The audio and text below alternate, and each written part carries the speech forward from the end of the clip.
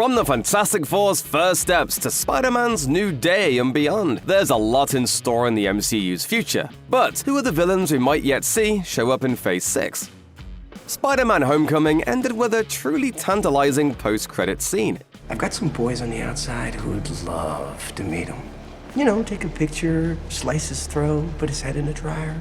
In the comics, Gargan famously becomes a villain known as Scorpion, and yet, despite 2 more Spider-Man films hitting theaters since Homecoming, we've never seen Gargan make his return. This could easily change with Spider-Man Brand New Day, however, which is set for release on July 31st, 2026. In fact, we may already have confirmation of Scorpion's involvement, as a recent Disney consumer presentation reportedly showed off images of 3 of the movie's villains, Boomerang, Tombstone, and Scorpion. And of course, Michael Mando has long been waiting in the wings for his comeback as the Scorpion. For now, the key question is how important Gargan will be to the plot of Brand New Day. It's entirely possible that he, Boomerang, and Tombstone will show up as minor villains near the beginning of the movie, with a bigger bad guy emerging later on. Indeed, all signs now seem to suggest that Savage Hulk will serve as one of the main antagonists in the 4th MCU Spider-Man movie. If we assume there'll be one more on top of him, that probably doesn't leave room for much more than a glorified cameo from Scorpion. With Boomerang, Tombstone, and Scorpion apparently in the mix, it sounds like Spider-Man Brand New Day could be a more grounded kind of story. A street-level throwdown for Peter Parker before he's pulled into the epic action of Avengers Doomsday and Secret Wars. So, what kind of supervillain could maintain that tone while still posing a threat to everyone's favorite wall crawler? Well, this one. Finally.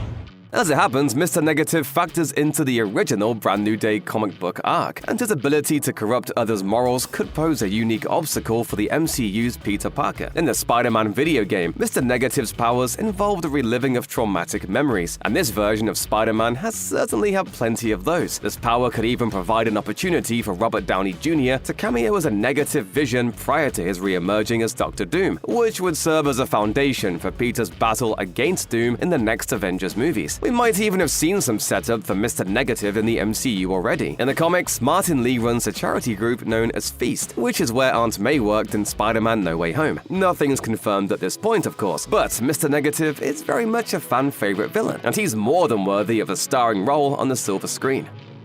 In case you've forgotten the 300 MCU movies you're required to watch to keep up with all the storylines, Wanda Maximoff began Avengers Age of Ultron as a villain before joining the Avengers for the film's final showdown. She then did another heel turn after losing her children in WandaVision, becoming a straight-up eldritch horror for Doctor Strange and the Multiverse of Madness. Everything I lost can be mine again.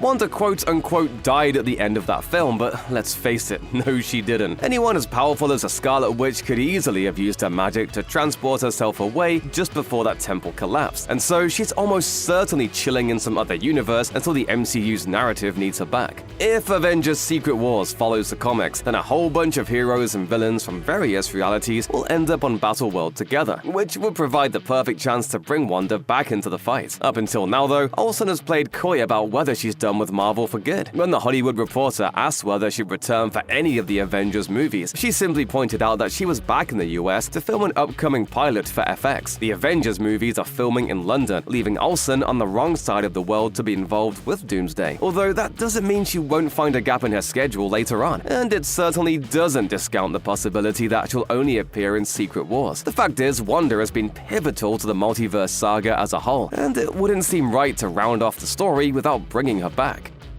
Dr. Doom is one of the most iconic villains in Marvel history, and there's little doubt he will be a formidable opponent in the Avengers in both Doomsday and Secret Wars. It's entirely possible, though, that Kevin Feige has a trick up his sleeve, and that we may see another dastardly villain emerge at the end of Phase 6. Considering his importance in the 2015 Secret Wars storyline, the Maker would be a natural fit for the next 2 Avengers movies. The Maker is a variant of Reed Richards from the Ultimate Universe, who uses his vast intelligence for evil rather than good. And if Marvel is leaning into the idea that Dr. Doom is an evil counterpart to Iron Man, then it might make sense to offer up an evil Reed Richards too. Some fans have even theorized that the Maker's big screen debut could draw from one of Marvel's most hated releases, 2015's Fantastic Four. Say that again? Miles Teller played Reed Richards in that movie, which actually took a fair amount of inspiration from the Ultimate line of comics. Could Pedro Pascal's Reed encounter Teller's Reed in Doomsday or Secret Wars, with the latter turning to evil in his pursuit of Doom? Maybe, or maybe not, but you can't deny it would be a bold direction for the next Avengers movies to take. There have been a few different iterations of Secret Wars in Marvel Comics, with the first hitting shelves back in 1984. In that storyline, it's the Beyonder who's responsible for kidnapping Earth's mightiest heroes and villains and transporting them to Battleworld, a planet he created so that they can all duke it out against each other. The Beyonder then returns in 1985's Secret Wars 2, this time to threaten the entire multiverse. So could we see him play some kind of role in the upcoming Avengers movies? The Beyonder is one of the most powerful cosmic beings in the Marvel Universe, with the ability to warp reality however he wants it. His exact skills vary depending on interpretation, but he can basically affect anything on a molecular level and possess near omnipotence. He's also one of the few antagonists that could give Dr. Doom a run for his money. Notably, Doom steals the Beyonder's powers during the first Secret Wars event so that he can wield godlike powers of his own. If the Beyonder is involved in Phase 6, then this would make a thrilling escalation from Doomsday to Secret Wars, with Doom becoming an even more powerful threat for the Avengers to overcome. It's easy to get caught up in which villains might appear in the next two Avengers movies, and while Doomsday and Secret Wars will no doubt be an epic story, there are plenty of other exciting MCU projects on the horizon. One of those is the Wonder Man series on Disney+, which stars Yahya Abdul-Mateen II as actor-turned-superhero Simon Williams. Thanks to trade reports, we know one villain who will be causing Wonder Man trouble during the events of the show: his own brother, Eric Williams, aka Grim Reaper. It appears that Grim Reaper will be played by Demetrius Groves in Wonder Man, although we don't know what version of the character this might be. To begin with, the comics version of Grim Reaper was pretty much just a bad guy who carried a scythe. He didn't have any powers beyond knowing how to fight and build stuff. After he's killed and subsequently resurrected, however, he wields the power of necromancy, allowing him to raise and control the dead. Most likely, the nature of Grim Reaper's role in Wonder Man will come down to how grounded the show's creators want it to be.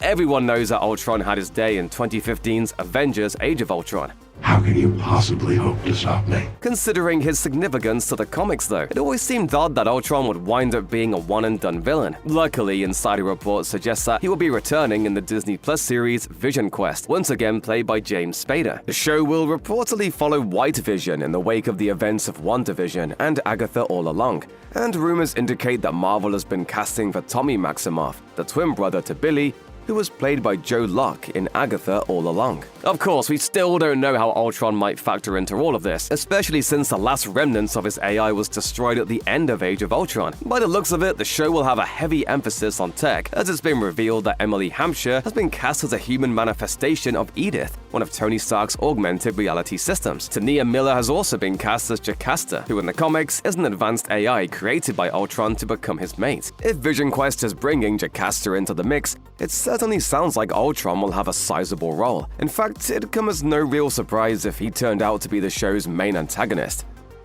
It's fair to say that Marvel has an absolute ton of powerful, world-ending villains at its disposal. Obviously, Kevin Feige and company will need to keep a few of these baddies in their back pocket if they want the MCU to keep going for years on end. But we still wouldn't be surprised if Annihilus found his way into Phase 6 of the MCU. Annihilus is one of the most dangerous villains on the cosmic side of the Marvel Universe. He's the insectoid ruler of the Negative Zone, and when he gets out, he decides to destroy pretty much everything in his path. He's also the main antagonist of the Annihilation storyline from Marvel Comics, in which he and his army wreak havoc across the universe. So, how could a villain like Annihilus factor into the MCU's immediate future? Well, Avengers: Secret Wars is currently the only MCU movie confirmed for release in 2027, specifically in December that year. The MCU usually releases at least 2 films a year, so we can safely assume that we'll see another movie hit theaters in the summer of 2027. Based on current rumors, that mystery movie could be Doctor Strange 3 or Thor 5, and Annihilus would be a formidable foe in either of those films. Given his more cosmic nature though, he could also factor into the upcoming Nova series on Disney+.